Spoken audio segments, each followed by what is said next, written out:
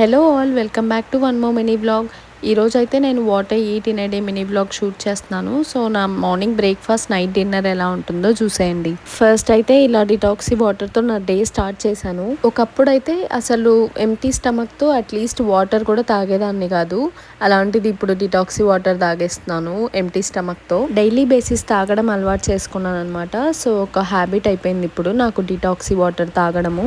Next బ్రేక్ఫాస్ట్లోకి avocado sandwich prepare చేస్తున్నాను. ఇలా veggies అన్ని యాడ్ చేసి చాలా టేస్టీగా ఉంటుంది అవకాడో మిక్స్ చేస్తే. ఈ శాండ్విచ్ వల్ల మనకి చాలా హెల్త్ బెనిఫిట్స్ ఉన్నాయన్నమాట. మన బాడీలో బ్యాడ్ కొలెస్ట్రాల్స్ని చాలా వరకు తగ్గించేస్తుంది అండ్ ఆల్సో గుడ్ కొలెస్ట్రాల్స్ని ఇంక్రీజ్ చేస్తుంది అనమాట.